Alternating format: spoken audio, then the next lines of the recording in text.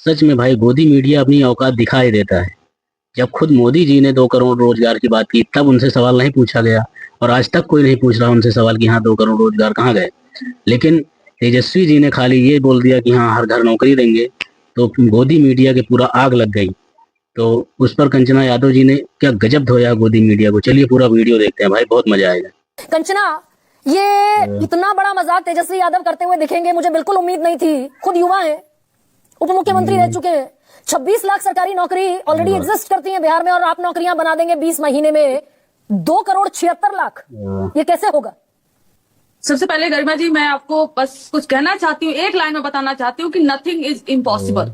जब nothing is impossible आ जाता है ना, तो वहां पर कुछ सोचना नहीं पड़ता है। राधिका खेड़ा जी जितना भी हंस ले, इनके पास कुछ देने के लिए जवाब है नहीं।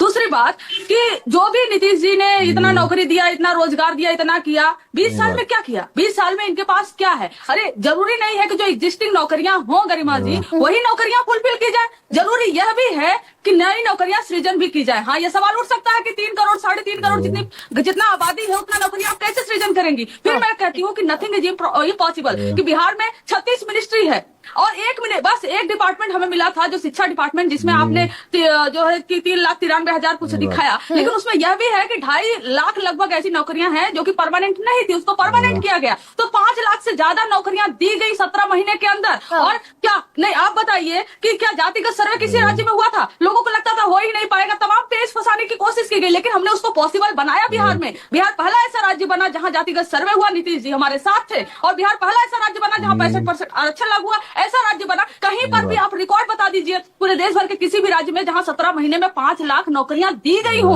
नहीं, तो ये ब्रह्म ज्ञान की प्राप्ति तेजस्वी यादव को अभी हुई। वो कह रहे हैं भाई अपनी बेरोजगारी का हल ढूंढ रहे हैं तेजस्वी यादव। ये ब्रह्म ज्ञान सत्ता से बाहर होने के बाद तेजस्वी यादव को आया कि 3.25 करोड़ नौकरियां दी जा सकती हैं। 17 महीने में दी 5 लाख, और 20 महीने में दे देंगे 3.25 करोड़।